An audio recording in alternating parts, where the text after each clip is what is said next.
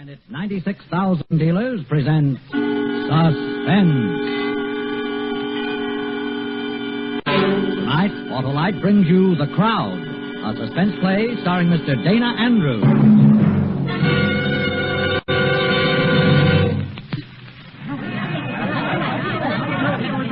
All right, stand back. Keep moving. You got other places to go. Go to them. Now you know, so keep moving. Lieutenant. Lieutenant, I didn't see you. I didn't mean to poke you in the tummy with my billy. What happened, officer? Lieutenant, the way it happened, Officer, we got a right to know what it's all about. What's going on up there? I can't see. Get somebody to hoist you up on their shoulders, citizen, then you'll see. Sometimes I don't understand this kind of thing, Lieutenant. A couple of minutes ago, this was an empty street. Now this crowd... You still haven't told me what happened. Well, I was directing traffic up the street. A woman screamed, and I thought it was just, well, you know. But no, it was this guy laying on the sidewalk with a knife in him. Dead, murdered. The people running around him, this crowd. Is he dead? Let me talk. Get out of my way. I want to see. Dead, huh? Dead. In just a moment, Mr. Dana Andrews in the first act of The Crowd. Hi, Hap, new suit?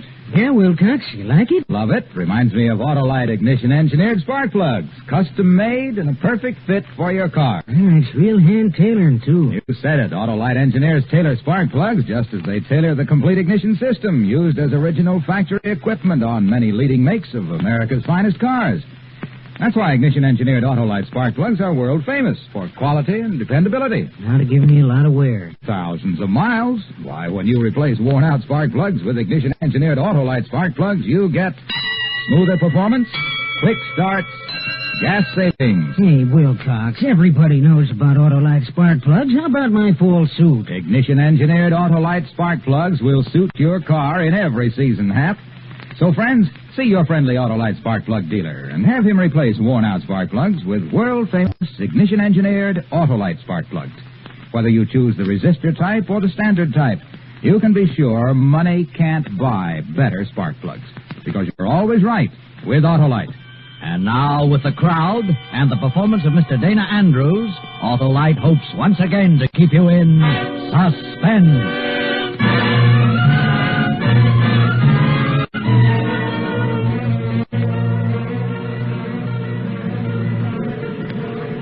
The call had come in from the police call box 12 minutes before. Had come to headquarters, been transferred to me, Johnny Stilano, because I'm a lieutenant, New York Police. Things like this are my job. It had taken me maybe 5 minutes to get there, and already the crowd was there. The crowd. A ring of shifting, compressing, changing faces looking down at the dead man, watching the shape of death in his face. Stand back! Stand back! Officer? Yeah, Lieutenant. Have you gone to this man's pockets? Do you know who he is? No, sir, I haven't had time. I'll do it. Here comes the ambulance, Lieutenant. All right, you people, why don't you move on? Give them room. Give them room. Hi, Johnny. Hello, Doc. You through them? Uh-huh. All right, boys. Let them through. Come on through. Out of the way, you.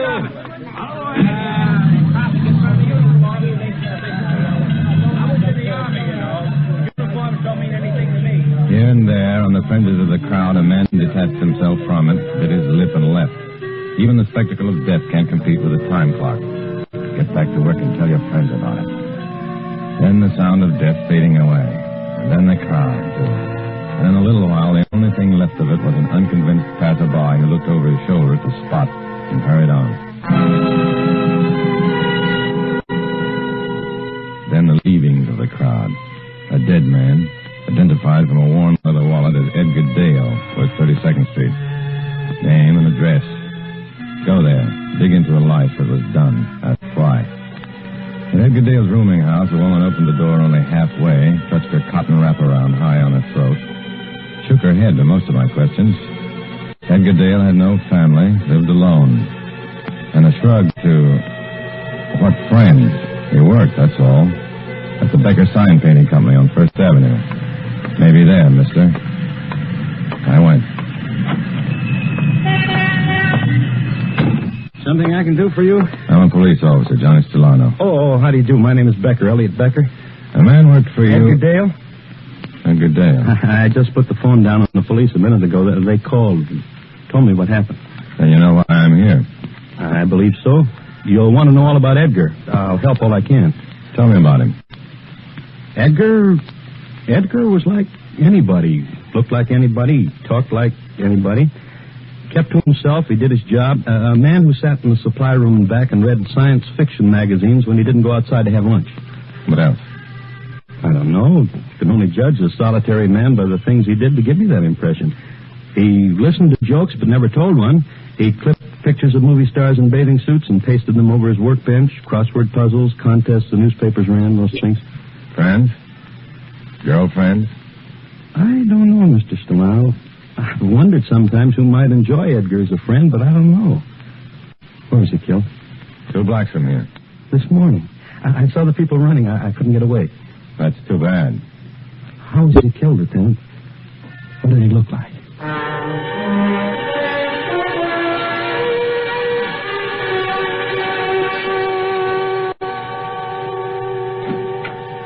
Oh, Johnny, been waiting for you. What's up, Reardon? We got phone calls. 5 altogether. From whom? I don't know. I tried to wheedle it out of him, but the man just wouldn't say. He said he'd keep trying, though. He has to talk to you personally. What else? This envelope came addressed to your special delivery. It's marked personal. Open it. It says personal. Open it.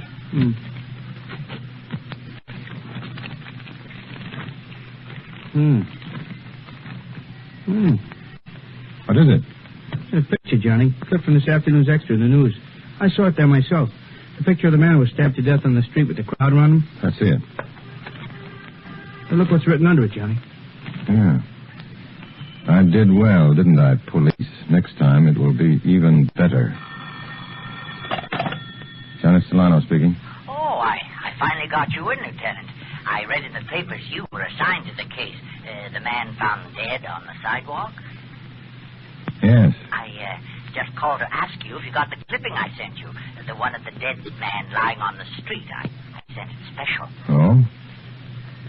Well, I just got in. I haven't had a chance to look at the mail. Will you hold on just a minute while I check? Here, take this call, quick. Right, Johnny. Well, yes, I have it here. The words written underneath. Did you write them? Oh, yes, and I meant them, every word. There will be a next time, Lieutenant. There will be another murder. I believe you. I won't be so foolish as to think you're some kind of a crank who I just... can see you're a very intelligent man. It was very clever how you committed the murder. Broad daylight on the street. Oh, the next one will be even more spectacular. Far more.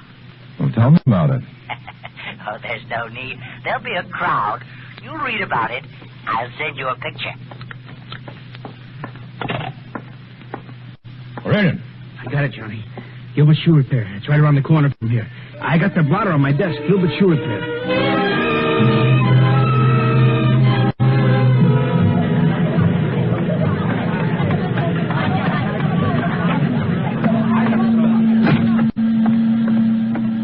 Gilbert. Hey, Gilbert.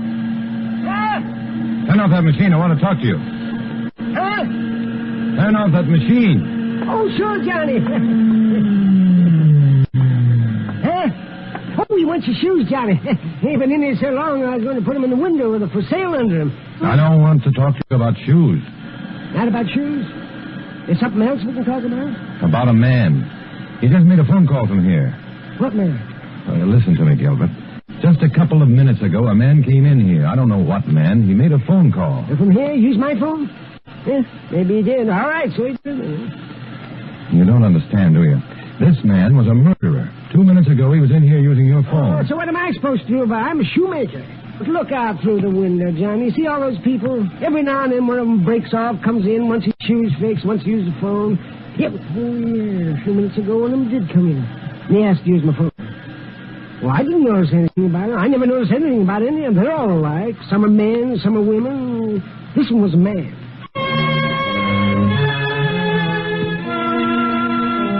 Then back into the street again and into the swarm of the crowd. Into the wash of anonymous faces, the blob. And somewhere in it, a murderer. Then back into the office. Sit down again. Stare at Reardon again. Reardon stares back. And then, get up. Walk to the window. Stare at the crowd.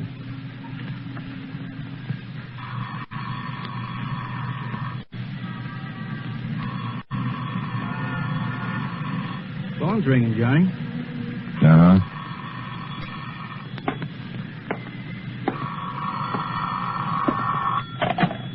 Johnny Stellano speaking. You don't run so fast, Lieutenant. You know, you almost knocked me down when you ran across the street into that shoemaker's shop. I'm close by, Lieutenant, in the payphone on the subway, 34th Street. Run fast, Lieutenant. Hello? Hello? Never mind, Rita. Him again? Him again. He even told me where he was. So I'd go there and close my eyes and point a finger at the 5 o'clock subway crowd and say, you're a killer. I almost knock him down. I talk to him. We chat on the phone. I can give you a category for this murderer. These phone calls, the boasting of his killing. I'm not a doctor, and I know he's crazy. Sure you do, Reardon. I don't know where to start. Where do I start, Reardon? Take it easy, John. A lonely little man is stabbed to death on a street in New York City. For all I know, this killer is standing right beside me, looking down at the dead man. The killer sends me a picture. The killer calls me on the phone. The killer tells me he's in a subway at 34th Street Station. The killer... Lieutenant. Yeah? Call box report just came in. Man was pushed in front of a subway, 34th Street Station.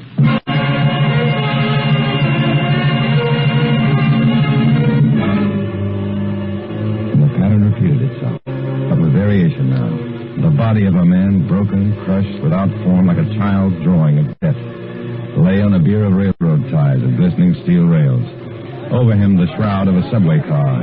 And deep in the cavern, the lament of hurtling steel, the crowd. The crowd watching on the platform.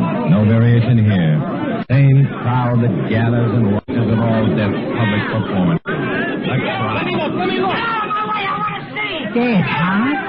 Dead. Hey, is he really dead?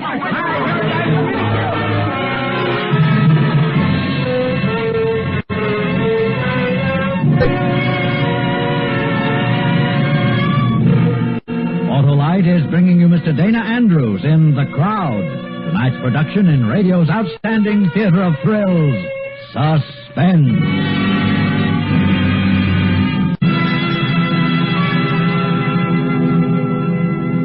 Say, Wilcox, you have a good tailor. Sure. Sam is a suit stitcher supreme now. He never makes the pants too long since his car worries stopped. Well, what was his trouble? Why, Sam's sedan used a tank of gas just to get out of the garage. That's ridiculous.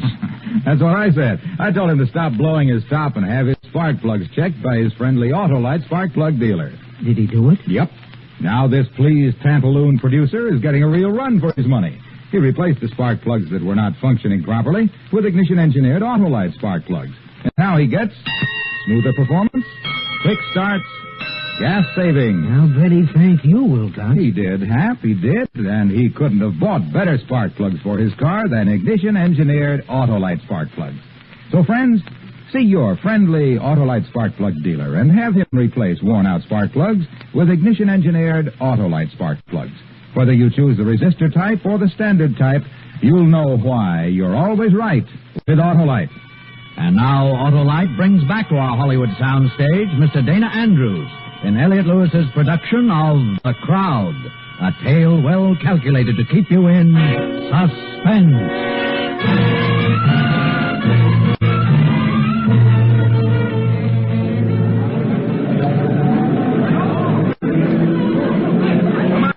Push him away for you. One side, out of the way. Police, out of the way. I guess we'll have to go through the car, Johnny, and out through the end to get to him. Yeah, come on. Hey, is there a Stellano here? A Lieutenant Johnny Stellano? Wait, Reardon. Yeah. Stellano! Somebody on a phone booth here wants a Lieutenant Stellano. Lieutenant Stellano on a phone. He's wanted. Sure he's wanted. By a grab boy. Hey, I'm here. Don't hang up. I'm here. What's the matter, Lieutenant? You're out of uniform. Former PMC presents you with a phone. Johnny Stellano speaking. Oh, I'm glad they reached you, Lieutenant. You see, there was another dead man. Crowd much better than the first. Much, don't you think?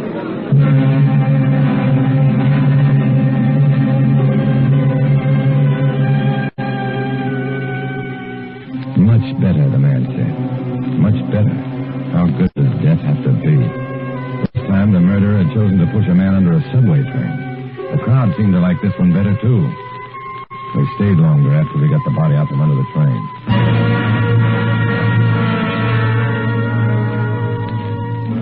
Legwork. Questions. The dead man? Adam Treppel, the Bronx. Inquiries. He was married, 3 children, managed a supermarket. More inquiries. No motive for his murder. No one wanted him dead. Everybody said so. Johnny, brought you a thermos of coffee. Thanks. And this envelope just came for you. Special delivery, marked personal? Mm-hmm. Give it to me.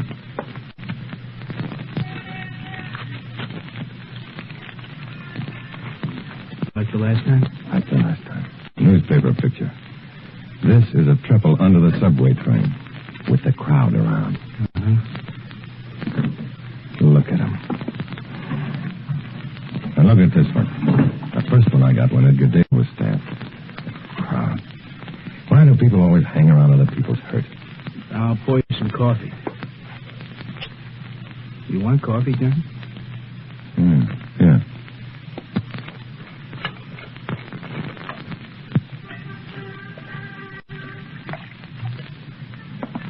Here. Here you are, Johnny. Johnny? What? This man standing here in the picture, right in front of the crowd, around Edgar Dale. This man here. Not very clear. So? The other picture, the one on the subway. This man, also in the front row of the crowd. Also not very clear. So? Look at him, will you? I'm looking. Hey. It's the same man, Reardon. The same man in both pictures. I won't say no. Me neither. Because it's the same.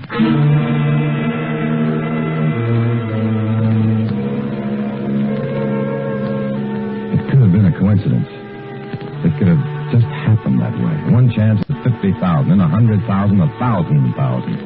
But it could have happened. One man, a part of a crowd, having his picture taken as a spectator of violent death on a crowded street in a subway. One man pushing his way to the front of the crowd to have his picture taken just because it happened to him twice in the same day. By some sly smile of fortune, it was arranged for 2 people to die just where he happened to be. Just where there was a man with a camera to take a picture, too. A picture that would give him a name in his neighborhood, make people look up to him. Don't tell me how it was. He was there, twice. Then there was the other chance, that he was the murderer. That's the one a policeman had to put his money in. He could do that by talking to a man he knew in a newspaper office, a man in charge of the morgue, a man named Marty Powell. You slumming, Lieutenant? Don't you ever open a window in here, Marty? Who wants fresh air? Fresh air is for the birds. You don't like it here? Go away. Still sour, huh, Marty? You come from out there. Anything happen to it out there just before you came in? No. I didn't think so. When it does, when it dries up and blows away out there, I might sweeten up, if I feel like it. What can I do for you, Lieutenant? I want to look at some pictures. Don't we all? Pictures where people were killed, where... Look, Lieutenant, I got files and files of those to the ceiling, see? Be more explicit. How were they killed? Accident? War? By a wife? A jealous lover? Suicide? Stop me anytime you like. I tire easy. Unloaded revolver? Well, it's hard to explain, Marty, but pictures like these. Local. Let me see. Pictures like unsolved murders, huh, Lieutenant? Where the killing was violent. Too violent for you boys to solve? I'll get some for you. I do explain. How far back, Lieutenant? 2, 3 years, maybe. I was afraid of that.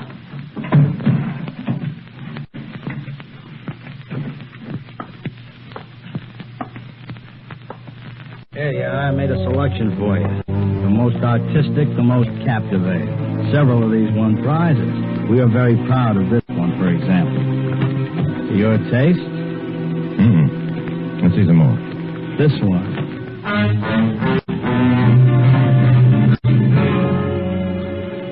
Pull that one out, Marty. Not the one with the guy who fell out of the window or the other one? The window. I'll see some more.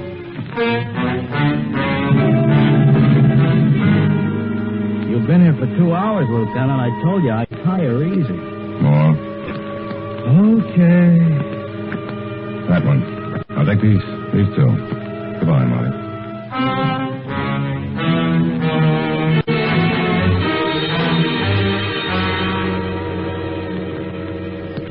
You ready on that projector, Reardon? Uh-huh. Yeah, pull the screen down.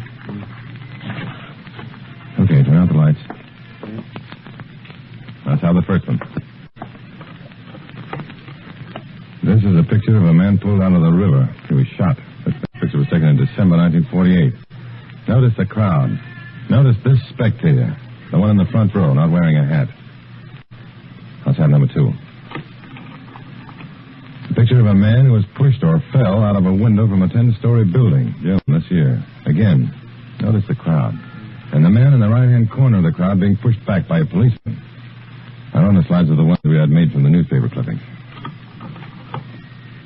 The crowd around Edgar Dale. Notice that man up front, on the end. Okay. The crowd around Adam Treppel. Notice the 4th man down in the front row. What do you think, Reardon? They're all the same man. You sure? The same man.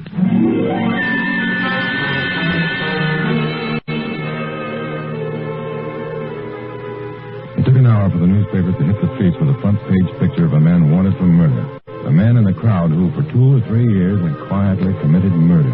4 killings, to our knowledge.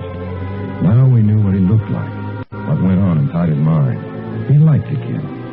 He liked to stand with the crowd over his kill. With the crowd, liked to see death up close. That man is my husband. Where's your husband now? He's in bed. He pretends he's an invalid. Been lying there for 5 years, but I know he sneaks out at night when I'm asleep. Been waiting on him hand and foot for 5 years, and I know he's only pretending. We checked it. The man was an invalid, paralyzed. Then? I'm the man. I'm the man you want. I did all those killings.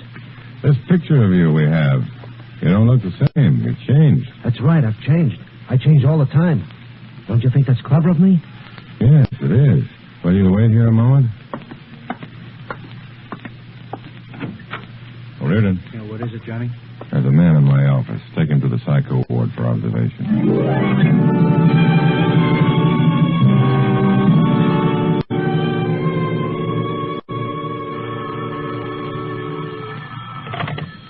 Johnny Solano speaking. Please, can you come here quickly? Who is this? I'm Mrs. James Shirley. I have a rooming house at 1216 East 38th. Well, what is it you want, Mrs. Shirley? The man whose picture's in the paper. The man you're looking for. He has a room in my house. Is he there now? No, but I expect him home any minute. Please, will you come quickly? Right away.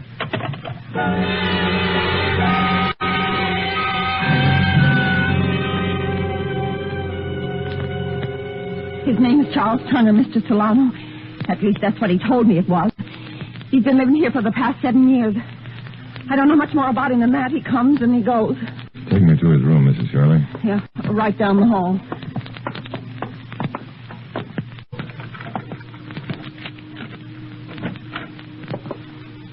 Yeah, I'll turn on the light. This is his room. These pictures on the wall. A man in a subway on a street corner. A man who fell out of a building. Yes, they all belong to Mr. Turner. He hung them on the wall. I never asked him. What'll happen now? Do you have a room near the front of the house? My room? We'll wait for Mr. Turner there.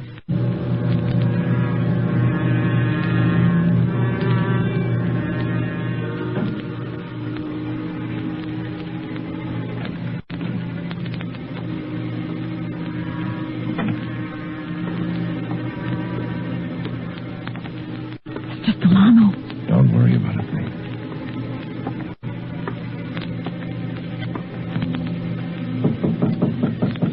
I'll get it. Johnny? What are you looking at me like that for? I told you to wait in the squad car. Well, a call just come through. A guy's holding our killer. What? Yeah, Greasy Spoon lunchroom down the corner. Now, Mr. Turner always eats right down the corner. The guy who runs the joint phoned in, and our man is eating his supper there right now. Let's go.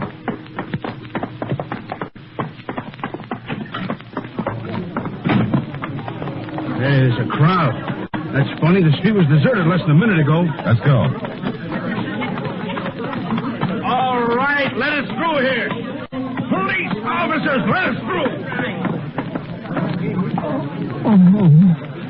What happened to you? You police? That's right.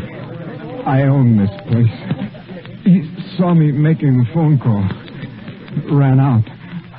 I ran after him. He had a knife. And He's dead, Reardon. Huh? Johnny, he's not. He just fainted. I said he's dead. Will one of you people in the crowd go in the store and call an ambulance? This man's dead. Let me through. Let me through. Reardon. That's him, Johnny. This man. Is he dead? What happened to him? Anybody know what happened? Would you like to see him, mister? Would you like to see him up close? Why, The photographers will be here in a few minutes. Why don't you stick around and have your picture taken, Mr. Turner? Well, you're wrong. My name is not Turner. I just wanted to know whether the man was dead. That's all. I want to get out of here. Come back here, Turner. Once I said... Come back here. Johnny? Yep. Let's go, Reardon.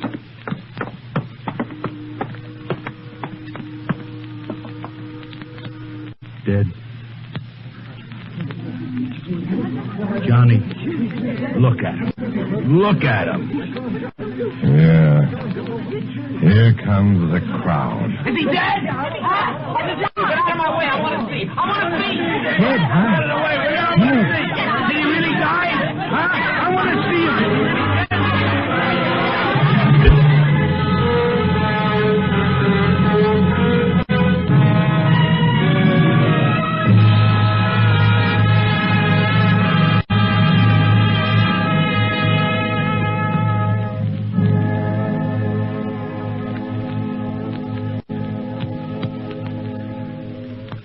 Suspense, presented by Autolite. Tonight's star, Dana Andrews. Say, Wilcox, your tailor has a lot of satisfied customers, huh? Yes, Hap, but nowhere near the hundreds of thousands Autolite satisfies each year, because Autolite makes over 400 products for cars, trucks, planes, and boats in its 28 plants from coast to coast. These include complete electrical systems used as original equipment on many of America's finest cars.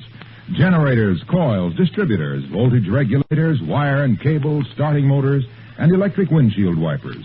All engineered to work together perfectly as part of the Autolite team. All engineered to give you unexcelled Autolite service.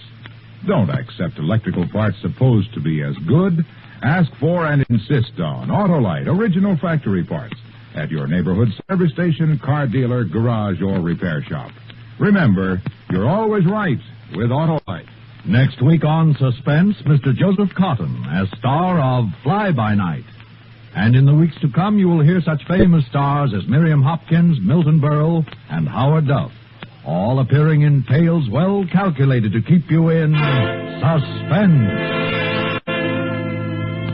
Tonight's suspense play was produced and directed by Elliott Lewis, with music composed by Lucien Moraweck and conducted by Lud Gluskin. Parts of this program were transcribed. The Crowd by Ray Bradbury was adapted for suspense by Morton Fine and David Friedkin.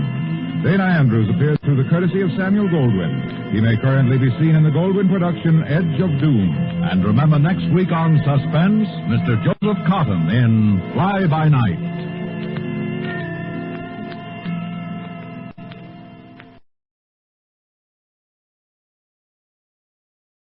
In just a moment, Suspense with Ida Lupino. Phew, what a night. Yeah, it's a scorcher, Dad. You're lucky we thought of coming to the firehouse. And we had to sit around at that hen party your mother's giving. Hello, Mike. Hello, Ab. Say, you fellas want to put out a fire tonight. All you've got to do is turn the hoses on and squirt them anywhere. Yep, it's hotter than Hades. We're all sitting here listening to the radio. Dad, I wonder if they're listening to the Autolite show. What are you hearing, Mike? We're just switching to Autolite. Besides, we like their batteries, spark plugs, and ignition systems around here. Everyone does. And everyone likes their show, Suspense. Oh, here's the show.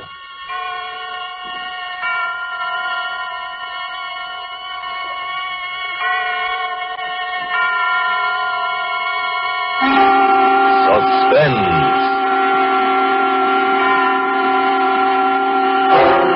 Autolite and its 60,000 dealers and service stations bring you radio's outstanding theater of thrills, Starring tonight, Miss Ida Lupino in a tale well calculated to keep you in suspense. Today, everybody's switching to Autolite. And tonight, Autolite takes pleasure in presenting Anton Leader's production of Ray Bradbury's remarkable story, Summer Night, starring Miss Ida Lupino.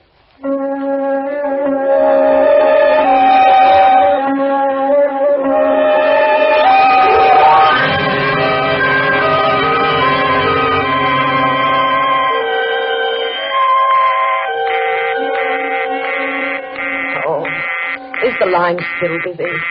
I just don't see how it could still be. Oh, it isn't the line, Miss McCauley. It's the circuit. I've been simply swamped all afternoon. I haven't been able to get a call through to the police station for over an hour, and the mayor's office has been busy. Yes, I know. I'm sorry to trouble you, but it's terribly important. Well, if you want to hang on, Miss McCauley, I'll try again in a minute. Oh, all right. It's been this way ever since the news got out about finding poor Lavinia. You heard about it, I suppose. Yes. Oh, just a minute, Miss McCauley. I got another call. Yes, this is the operator. No, I'm sorry. That line is still busy. Yes, I'll call you just as soon as I can give you a connection. Oh, I'm sorry, Miss McCauley, but you see what I mean? Oh, dear. Oh, Miss Welsh, by the way... It was bad enough last week when they found that other poor girl, but this time the whole town is on its ear, and I can't say that I blame them, what with a maniac loose and nobody knowing who it I meant to ask you, Miss Welsh. Are they sure that Lavinia... that it was the same thing as the web girl last week? Why, yes. Why, I thought you knew. I just knew she'd been found. Oh, goodness, yes. There was never any doubt about it. Whoever it was, he used a knife just like on the other girl. And then there was that same crazy cross on her forehead, made with orange lipstick. That's why they're calling him, the lipstick killer. Oh, yes. As I thought it must be that. But I wasn't sure. I didn't know. Oh, yes, they're looking all over the state for him by now. But, of course, they don't have much to go on. And the chances are that he's right here in this town anyway. Oh, I'll try to get your call for you now, Miss McCauley. Thank you. Oh. I'm sorry, Miss McCauley. That circuit is still busy. But it can't. Well, why don't I call you back when I get through? It shouldn't be very long. All right.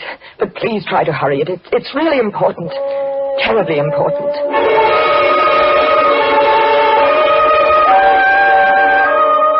While I was waiting for the call, I went to the front door to start locking up.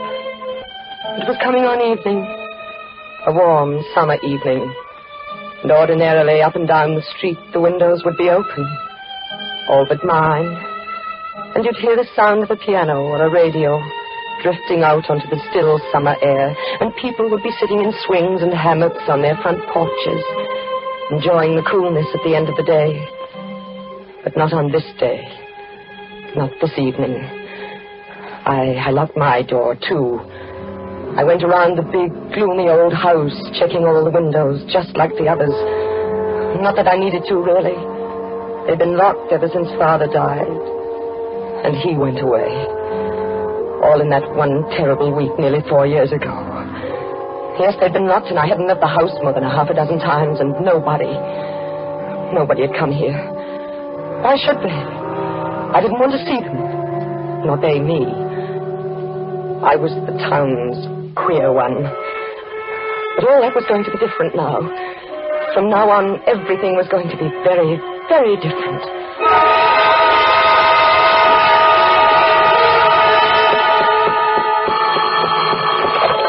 Yes? I've got Hello? your party now, Miss McCauley. Go ahead, please. Oh.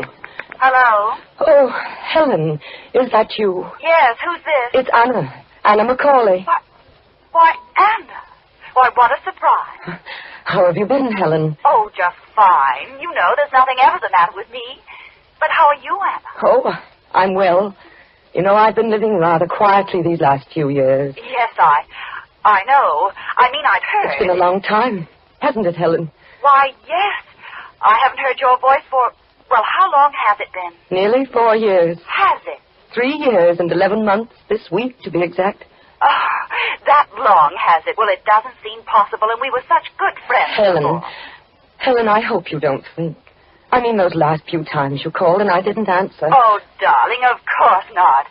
I knew how you must be suffering, your father passing on so suddenly that way, and you'd always been so close. I wouldn't have even bothered you at such a time, only that we'd been such good friends, and I thought maybe I could help.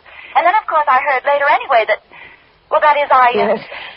Yes, I suppose you must have heard some rather strange things about me, Helen. Oh, not strange, dear, no. But we all knew you wanted to be alone in your grief, and we respected that feeling naturally. I know. But sometimes I've been afraid people didn't quite understand, though. Of course they did. Well, darling, now that you're back in the world again, so to speak, you must come over and see me. I'm staying with my mother now, but you know that anyway. Yes. Helen. Yes, dear. Helen, it wasn't just an accident, my calling you this way. Well, I should hope not. I want to ask you a favor. A tremendous favor. Why, of course, darling, anything. I want you to come over here to the house. I should say I would. I'll try to make it Friday or early next week at the latest, just as... No, I don't mean just sometime, Helen. I mean now. Right now. Right this minute. Now? Yes. But, darling, I don't see how I can. I mean, I don't know what Mother's plans are. Helen, you know I wouldn't ask if it wasn't serious. Serious? What do you... Please say you'll come. Well, I'll try. No, don't just try, Helen. Come. You've got to come. Oh, darling, what is this? What can be so serious? Maybe I'm being silly, but I think it's more than serious, Helen. I think it may be a matter of life and death.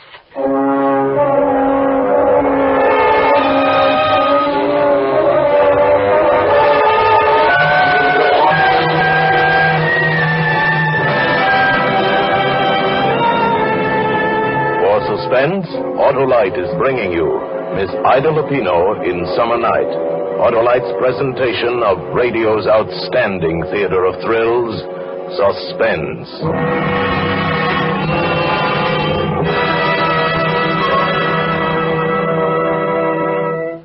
You know, Dad, boy, Mom would sure get a kick out of this. Out of what, Billy? We leave home because she's got the house full of women, and so far there aren't anything but women in tonight's Autolite show. Well, if she's listening, we'll certainly hear about it when we get home from the firehouse. Oh, say, Mike, what's over on that workbench? But over there? Mm-hmm. Oh, them's old batteries.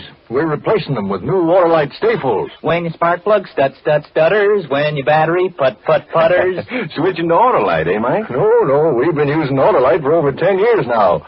You know, when you got to get out of here in 7 seconds after the alarm sounds, you got to have the surest, safest batteries there are. When we got to go, we go. Yes, the new Autolite Stay Full battery is a great battery. Needs water only 3 times a year in normal car use.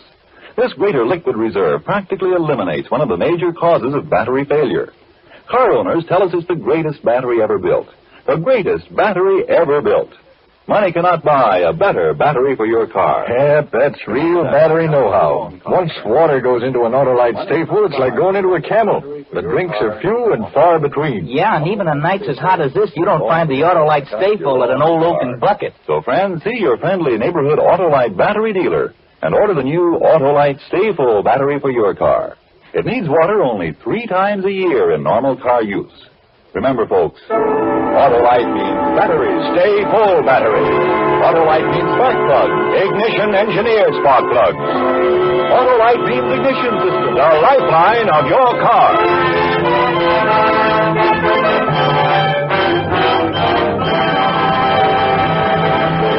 And now, Autolite brings back to our Hollywood soundstage Miss Ida Lupino as Anna in Summer Night. A tale well calculated to keep you in suspense.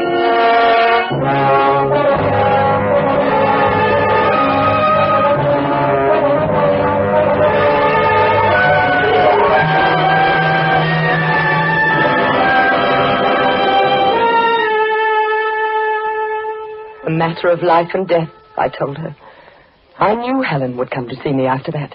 It would be strange seeing her again. Not that we'd ever quarreled. She never even suspected, of course.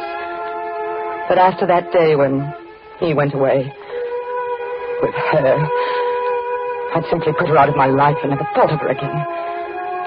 Or to be strictly truthful, I'd thought of her a great deal. But in a rather different way than I had before when she'd been my best friend.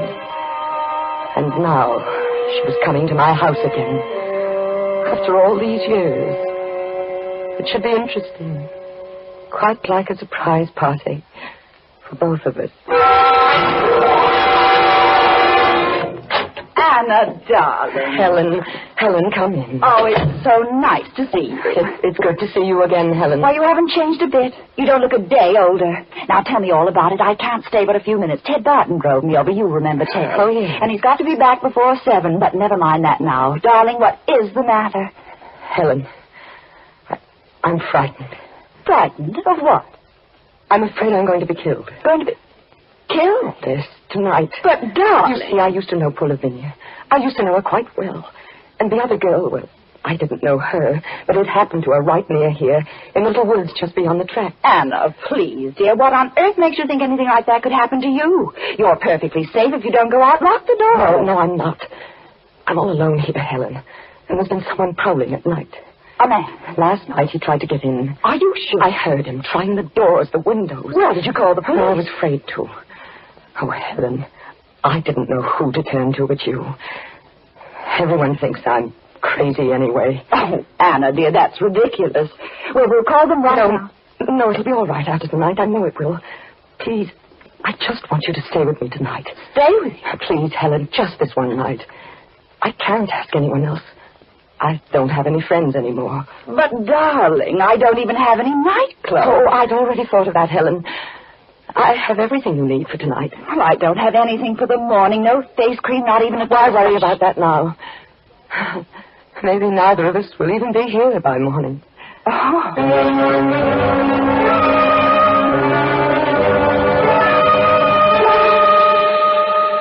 So she said she'd stay. Went out and told Ted Barton. Ted Barton. It was typical of Helen. Only 2 weeks back from Cleveland, and already she had the county's most eligible bachelor squiring her around in his car. But that was going to be different, too. I fixed a little supper for both of us, and then we tried all the doors and windows. And then there was nothing to do but sit and talk to her until it was time to go to bed. No more, thank you. Afraid it will keep you awake, Helen? I'm afraid I won't need coffee to keep me awake. Anna, is it true? I mean what they say about these murders. Is what true? Well, I mean... You've been out in the world, Helen, more than I have lately. You should know more than I. Oh, well, all I meant was... Well, you seem so frightened. I thought you might have heard something special. No. Is it true about the lipstick? Why not? Oh, it sounds so crazy. I thought it might be just something the newspapers made up. With a cross on their foreheads. In lipstick.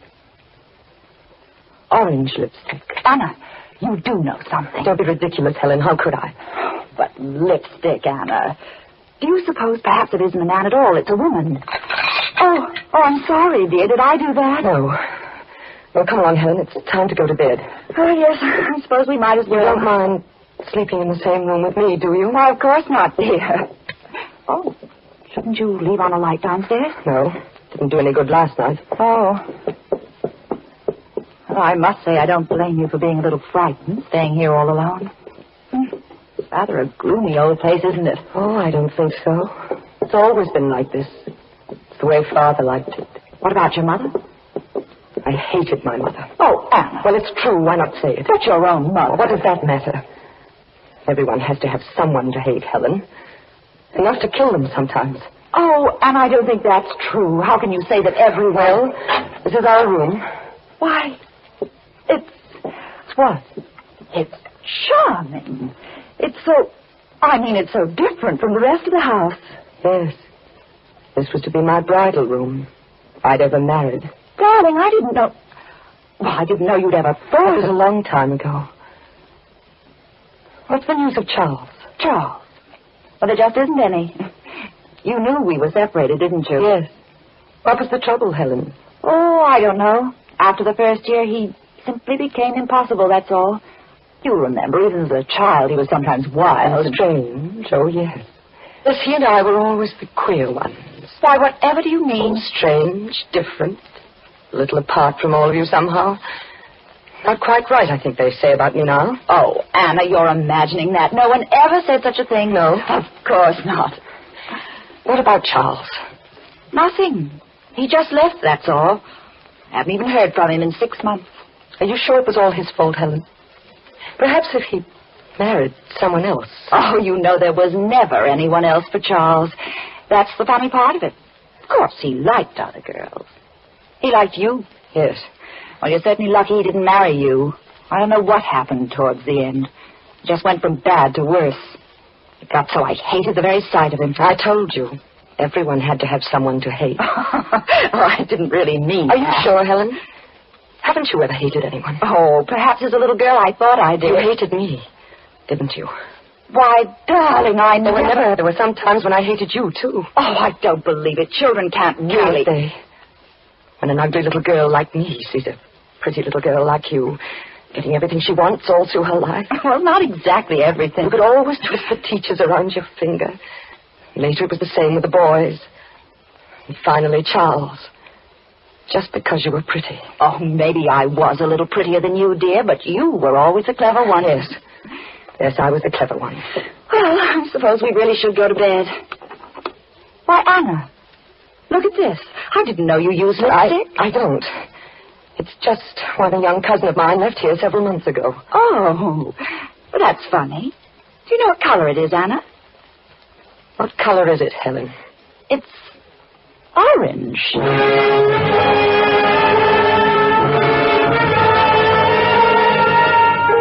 No. Helen wasn't very clever. It amused me to watch her trying to think. Putting two and two together. And not being able to because she was afraid of her own conclusions. Because she was essentially a hypocrite, like everyone else.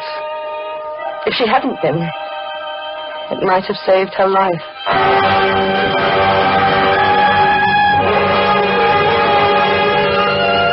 It was sometime in the middle of the night. I don't know exactly what time because it didn't matter. But Helen was sleeping as soundly as a silly child when I went over to the side of her bed and began to shake.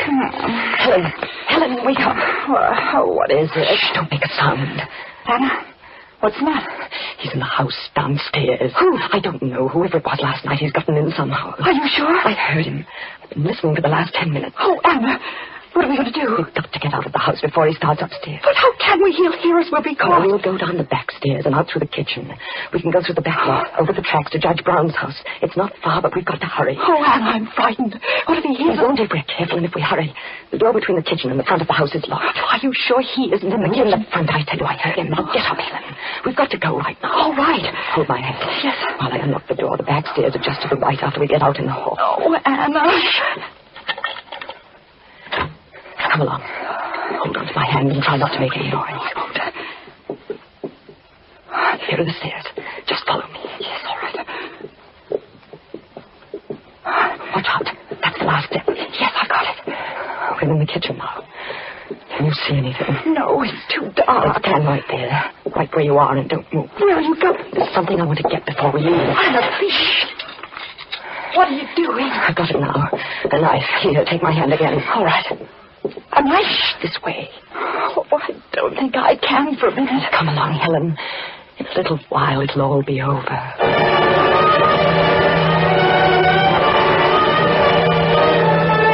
As we hurried down the path, I kept thinking of her there behind me.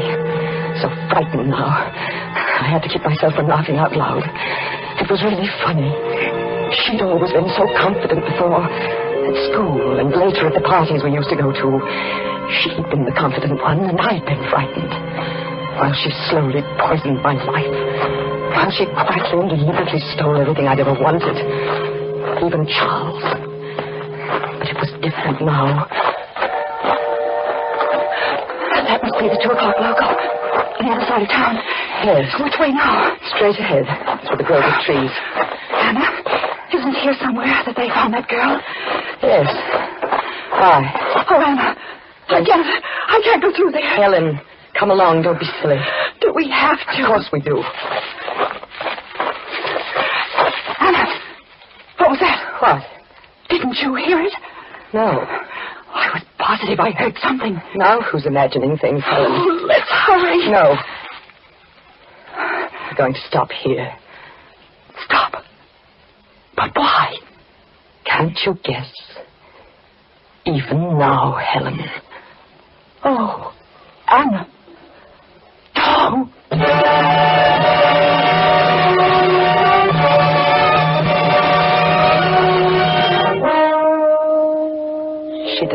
sound. I think she'd fainted even before I struck. She died without ever realizing why I did it. I made the cross on the forehead with the orange lipstick. It seemed such a silly thing as I was doing it. But of course I had to.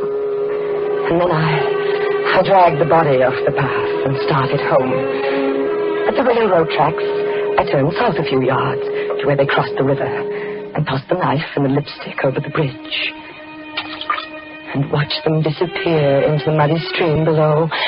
Not that it was really necessary. No one would ever think of questioning me. They would all, of course, assume that the lipstick killer had struck again. And then suddenly my heart was in my mouth. From the path ahead of me, cutting sharply across the moonlight, was a shadow. The shadow of a man. Can I help you? I didn't mean to frighten you. I just thought you must be in some kind of trouble to be out of... Oh, Anna. It's Anna Macaulay. Charles. Oh, Charles, you did frighten me. Well, if you insist on running around town at 2 a.m. in your night clothes. Oh, Charles. Charles, this is really too much of a coincidence. Why, I didn't know you were anywhere near Boone Center. Theoretically, I'm not. Just passing through. Business trip. Missed the 2 a.m. local. So I thought I'd kill the time waiting for the milk train by looking the old burg over again. What's your alibi? My what? Oh, well, that's what I meant about a coincidence. I was looking for Helen. For Helen? I don't wonder you're surprised, Charles. But it's really very simple. First, there were these, well, what the newspapers have been calling the lipstick murders. I suppose you've heard about it. I've read something about it. Yes. Well, I suppose I was silly, but I got terribly nervous, living alone in that big house. I asked Helen to stay with me. And then in the middle of the night, she got frightened and said she couldn't stay another minute and rushed out to Judge Brown's house. How typical of Helen. Yeah, well, then after I thought about it, I got worried about her and went to look for her. But I guess she must have gotten there all right. I didn't find her anywhere. You're not alone in that big house now, are you, Anna? Why, yes, I thought you knew, Charles. My father died. Oh, I'd forgotten. Well, silly to be standing here, isn't it? If you've got to wait for a train, why don't you come back to the house with me? And I'll fix you some coffee or something. Wouldn't that be nice? Yes, that would be nice. That would be very nice.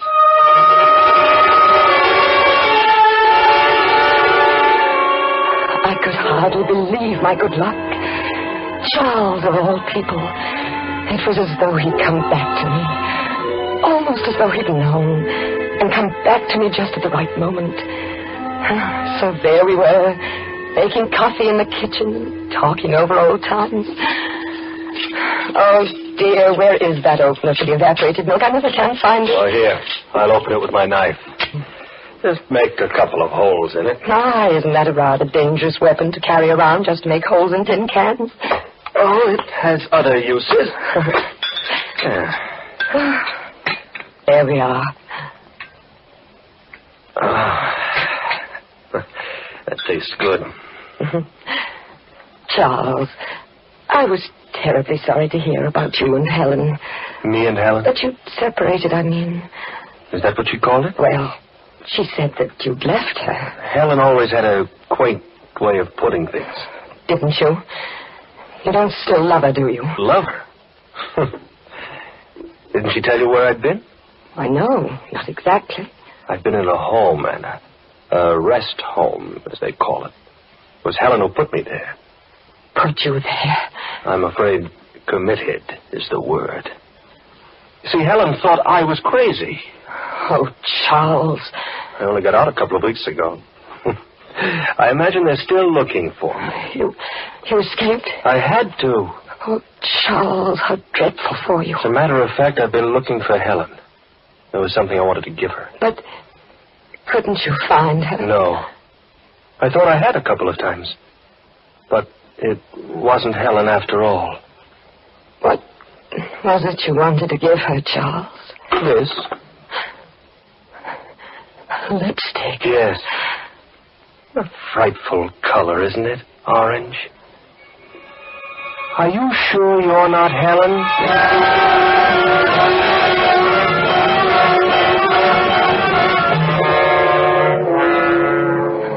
I heard the doctors talking a little while ago. They say I won't live through the night. But I don't care. Oh, it's been such a glorious day. The happiest since I can remember. People have been calling on me whom I haven't seen for years. They say I saved the town. I must have screamed out. I don't remember. So they caught poor Charles. And for the first time in my life, I'm a really important person. I wonder when they'll find Helen.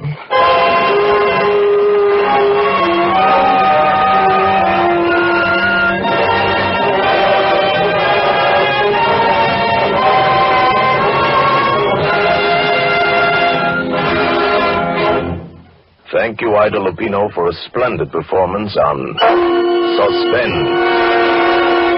In just a moment, we will again hear from Miss Ida Lupino. Gee, what a show. I was sweating and it wasn't from the heat either. What a show. Please, that's us. Gee, Dad, a fire. Out of the way, son. Where's the fire, Mike? Well, it's 28 to May. They were out of here in 7 seconds. Almost before they stepped on the starter. Mike sure wasn't fooling about those Autolite stay-full batteries, was he, Dad? No, sir. Talk about pistol pack in action.